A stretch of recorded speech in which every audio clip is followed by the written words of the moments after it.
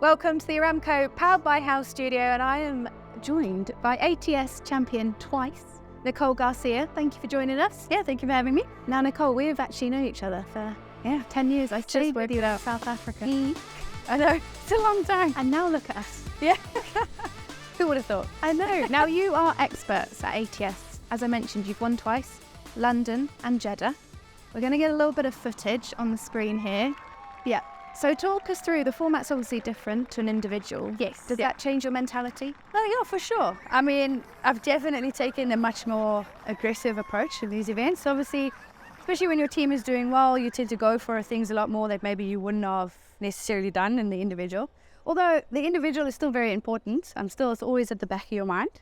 But yeah, it's definitely more of an aggressive approach, I would say. And has that bled into your actual game when you're at tournaments that aren't ATS as well? Are you more aggressive on the back of your results here? Yeah, probably, because it's probably given me a bit more confidence, I'd say. Because, if you're coming down the stretch and you need a couple of birdies, more for the team's sake than for the individual, you're more inclined to go for it.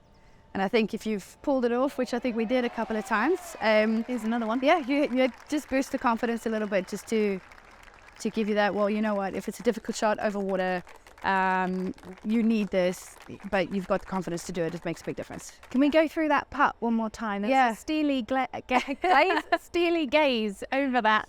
Did you know what that was for? Yeah, so that putt, at that point, we had already qualified for the playoff for the teams. So this was actually for my individual, and I'd gone for it in two. And yeah, I just figured out something with my putting this week, thank goodness. It was very positive. My caddy Doug still reckons that he read the line there, but I still think that I read the line. But yeah, so I was trying to catch the leaders, but made the eagle putt, and ended up being one shot behind. Yeah, so it was good. Also, again, confidence booster. And what was the little nugget with putting that helped you there? Wow, so it was probably a lot. I had probably gone through almost 2 years at that point of doing the same thing every single day, just sticking to the same routine. And that week was just one of the weeks that it just seemed to all finally come together. I feel like that's the thing with golf, is it becomes monotonous, and you feel like you're doing the same thing and you're not getting results, but it can take, a really long time for it to eventually click. And we spoke before, we're talking about winning, the mentality to win. You said it's close. What gives you that mentality to think that way, that it's close? Well, you know what? The teams events have probably helped me with that. I know it's obviously a team event, and, all the girls that I played with obviously played unbelievable, including our amateurs. It was a complete team effort. But just that, I suppose, that winning feeling. In London, I played the playoff. Sandra played the playoff in Saudi, and I feel like it just gives you that, even though it's a team effort, you still have that winning feeling. And I've been up there a lot in the last couple of years, and I've been knocking at the door, so I'm really hoping that it's all going to come together, as they say, not just with the putting, but with everything soon, if not this year, hopefully in the next year. And yeah, so I know everybody says cross fingers, but in South Africa it's hold time, so hold thumbs. Yeah. Rest of the interview. Now, your stroke average is 71.64, which is seriously good, so the win's got to be close with that sort of stroke average. Oh, perfect. I didn't actually. There you go. Looked, yeah. I'm still holding my thumbs. Yeah, so exactly. And I think, my long game is pretty solid, so it's just got to be that week where, you're just hitting it straight off the tee, and the putting just comes together, and then I think we'll be okay. String a few rounds together, and Bob's your uncle. We like this. Now, we are going to look at your technique quickly. Okay, so we've got the swing catalyst. What club have you got? A 7. 7 iron? Yeah. Now, you actually get taught by your husband. Yes, I do, yeah. Grant Veenstra. He also coaches on Live, DP World, yes. PJ Tour. How much does he help your game? Obviously, technique-wise, an astronomical amount. I better be careful what I say here. No, but I think, in my situation, I had the perfect excuse not to go to my husband for coaching. Just because of the personal relationship, it's quite difficult to work with your spouse. I mean, anybody will know. Something as simple as learning how to drive, or, just taking your spouse, and teaching them anything is quite difficult. But I personally believe he's one of the best in the world, and it has shown in the players that he coaches and the results that he has. So So yeah, I trust him with everything. And not only that, I mean, he is a little bit older than me. He's 8 years older than me. So I've kind of used him as a mentor in ways. And yeah, I've really learned a lot from him. So he used to play professional too back in the day. I was going to say, when I first came to stay with you in South Africa, he was playing himself on the Sunshine Tour. Yeah, so he's gone through it all. He's played at a high level. He knows what it feels like, and then obviously he's emotionally attached, I hope. Come on, let's see you hit one, and then I want us to have a little look on the screen and talk about what makes your swing so great and what helps you play. So, okay.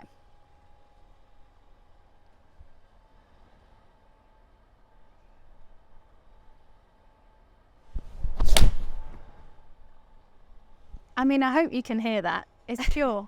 Let's go back to the screen. Right? Let's go have a little look. So what are you working on specifically at the moment? Any swing thoughts? Yes, yeah. I mean, technically, I don't have the greatest swing. Obviously, there's certain positions that you need to get into on the way down. I tend to hit those pretty well. That's why I think my strike is generally good. But I would be working on my takeaway with my hands. I sometimes get them a little bit outside the line. Over there, it looks pretty good. We like this, Nick. Yep. So my drills have been working. At this point here, sometimes my shoulders lift a little bit and my hands get high and the club gets shut and across the line. So let's see how well I've done. I'm not too sure. That'll be my tendency. So there, shoulders are lifting a little bit. I'm a little bit high and shut. So that wouldn't be ideal for me. So I would be working on probably getting the shoulder a little bit. To me, it will feel like I'm dipping, but it's really just keeping it neutral and not lifting. And I would work on a little bit of a better face, bit more open face and a bit more neutral at the top of the swing. But yeah, you can still kind of get away with it. I'll just probably hit a bit of a draw with this. So that club face there, is that stronger than you'd like it? Yes, yeah, just a little bit too strong. But today on the tee box this morning, I did say to Doug, we're going to be hitting a draw today. So that's why. You like that. Yeah, that's why. We like this. Now, as you said, there's important parts that you need to hit on the downswing. Yeah. As it comes into impact, that's most important. Yeah. And this is the money maker, Nick. Yeah, so here I'd be focusing on getting my hands closer to my body and the club coming down a little bit more neutral. Yeah. Because I get high and shut at the top, sometimes I reroute and I come from the inside. So my thoughts are to try get the hands back into this position close to the body and the club coming down a bit more neutral. So if you understand TrackMan, you would want your numbers to be closer to zero. Now this is the draw. That position there, club head just inside the hands. Yep. Nick, I love that. I don't think it gets much better than that. Yeah, from there, I mean, I'm still going to get a pretty good strike. I just got to know that if I do want to hit the fade out there, which sometimes you do need to, I'm just going to have to really hold that face and get my chest through really quickly. So it's only, minor details, but you might have to just exaggerate it a little bit if you're stuck in a position like I am today, yeah. And will you be working with Grant while you're at tournaments? So if you practice after a round, will you be sending him videos?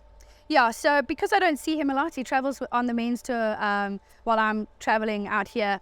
It's a lot of video, phone calls. I was just on TrackMan and I phoned him to tell him my numbers.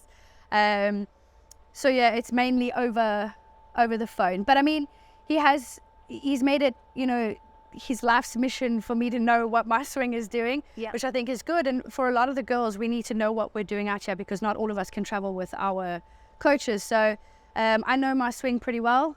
So when we talk, it's generally quite a quick conversation. I think I'm doing this. Do you agree? Yes. Try this. And, and then I kind of work my way around it. I think that's such a good point for everyone at home. As you say, understanding your own move. Yeah. Because when you're out here, week in, week out, you've got to be able to reproduce it and keep going. So that is a really good tip. Yeah. When I first came out on tour, I had no clue. I had no clue what, the golf swing did, what my golf swing was doing, and what my tendencies were. So it was quite difficult to be reliant on somebody that was at home. So yeah, I think we've worked really well the last 10 years or so. And you really have to know your own golf swing, at least your own golf swing. What is your best tip for those at home? For the average amateur, I would say that if you're going to start golf, start with a professional. There's a lot of things that you can give, a lot of tips that you could possibly give for the swing, but everybody's different. Everybody's body moves differently. But if you have your basics right, it eliminates a lot. So things like grip, stance, alignment, posture. If you can get that good from the beginning, then your golfing career is going to be a lot less stressful. Should we have a quick look at Grant? Give him another little plug online. Yeah. Here you are. There he is. I'm giving you positive. I'm holding my thumbs and I'm Yeah. giving you positive. So you're bigging up Grant there. You're saying it's important for everyone at home to have a PGA professional. What do you think his best tip? Have a little think. Get in Grant's head as a pro. So his biggest thing is that if you have to know your patterns. And when I say patterns, how do you hit a fade? How do you hit a draw? Like, what are the basics in hitting those shots? So if you're out on the golf course and you're not feeling it with your swing, you at least know that, okay, well, I need to hit a fade, so I'm going to put it forward, I'm going to get steeper, and I'm going to clear the chest. And you should be able to, hold off the face and hit a little, just to get it around the golf course until you can finish and get back on the range. So I think that's his biggest thing in life, is that all of these pros know what they're doing on the golf course. So know your patterns. If you know the basics. That is very good, Nick. So we've got setup, grip, aim, the basics, and then know the impact to simulate different shots to get you out. Yeah, because at the end of the day, I mean, golf is a science. It's an art and a science together. But if you know what putting the ball back in your stance does, if you know what shallowing it and steep, shallowing the club and getting it steeper does, it becomes a lot more simple, and you can squeeze it around until you can get back on the range and fix your mistakes. I love that, and that's probably why you're so consistent this year, Nick. Yeah, hopefully. Yeah. No, you are. Yeah. You are. Thank you so much, Nick. There's some amazing advice for everyone at home. You've got a few more rounds to go, so we'll let you go and warm up and play well. Thank you. Thanks for having me.